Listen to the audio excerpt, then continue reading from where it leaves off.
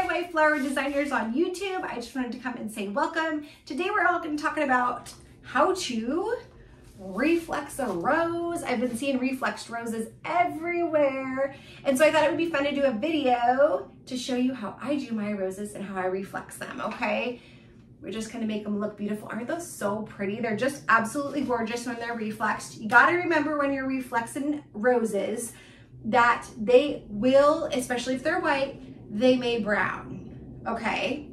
So with that being said, if you're doing it for an event, let's say it's a wedding or something where they need to be pristine, I reflex roses at the very last minute. Okay, if they're going in a bridal bouquet or something, you're gonna wanna reflex those roses as much down to the wire of people holding bouquets as you can. That's the way I do it because I want the reflexed rose to last and look really good for any kind of event. So just something to keep in mind if you're reflexing roses and you're new to the game of flower design, okay? So we've got the reflexed roses here, and then we've got a rose here that I'm gonna kind of show. You can see it's a little open. And this is how I like to reflex my roses. I like them to be at this stage, okay, before I start reflexing them. If you have roses that are super closed, a little warm water in a sunny window that's not too warm can help open up your roses nice and quickly if you need them to, okay? So then what I do is I take, some people, when they reflex roses, you'll see this technique. And you can do that technique if that technique works for you. I like to do this technique a little bit different, okay? So what I do is I use my pointer finger here and I start at the outside of the rose and I spin the rose in this hand and I just loosen up all of the petals, right? And just get my finger in there and kind of spin the rose and get it all loosened up. And then once I have one layer done, I go to the next layer and I loosen that level up. And then I go to the next one and do the same thing. I'm just loosening up the bloom so it's gonna be ready to reflex, okay? We're just kind of getting it open enough for us to be able to move through. See, I'm just kind of doing it like this with my finger, okay? Then when you get to the center, you will see a little tiny point and I leave it at that. When there's a little point, you'll see, that one's kind of hard to see. This one has a point right there. That's when I stop reflexing, okay? Or stop moving with my finger and doing the spinning technique. The next thing you're gonna do is you're gonna go through, you're gonna pull your thumb. I use my thumb and my like 2 to 3 fingers here, and I just kind of pull it back. Some of them are not gonna reflex. Like this one right here is not gonna reflex. It's a little bit too short. Doesn't have the bend, but these ones will. So we'll reflex all of those. Flowers are natural.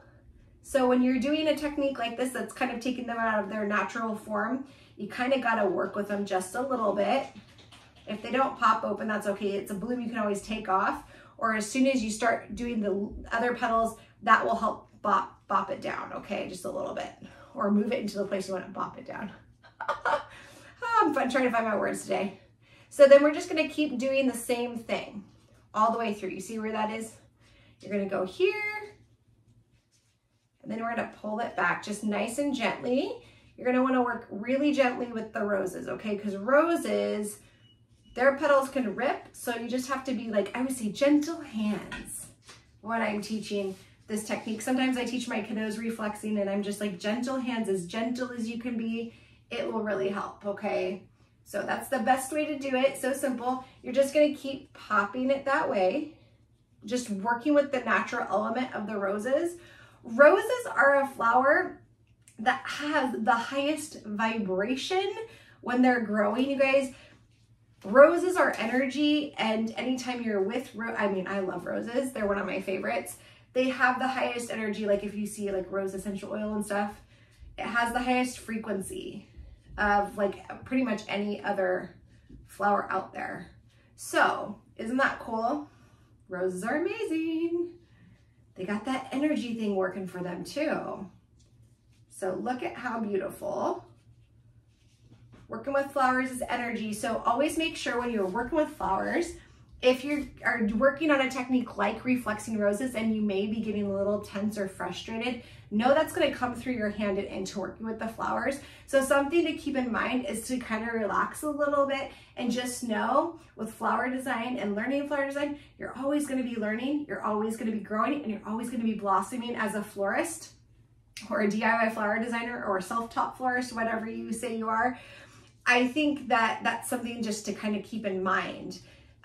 Is that it's going to be a lifelong journey with flowers, okay? So just kind of bop them down. I'm going to say bop it down. I don't know what else to say. You tell me what else. Put it in the comments. Just kind of move them down. Move them down. There we go. The bop it down's coming out today. But look at how gorgeous. It just changes up the look of the rose. This is, I would love to use this technique if someone came to me for a wedding and they really wanted garden roses, but maybe didn't want to spend the money on the garden roses. This would be an awesome technique for that, right? So really cool. Just gotta love on the roses a little bit and get those petals to where you want them. And you can stop whenever you're ready. This rose is kind of like the reflexing. I'm gonna kind of stop here, right here, because it's kind of where it wants to stop. So you're gonna kind of work with this as a natural element. And when you feel like you're done reflexing it, you're done, okay? Then what you're gonna wanna do, I forgot to grab my stuff.